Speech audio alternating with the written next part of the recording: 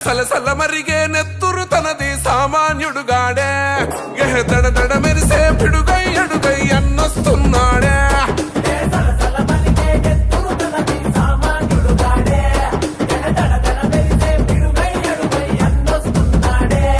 ఏ కొమురం పులిలా గడుగేసి అన్యాయపు కొడుకుల కడిగేసి న్యాయం ఎనకే తను నడిసి నలుపెక్కని సూర్యునులా నిలిసి ప్రజలకై ప్రాణమిస్తాడు ప్రజల కోసమే అన్న ఎప్పుడు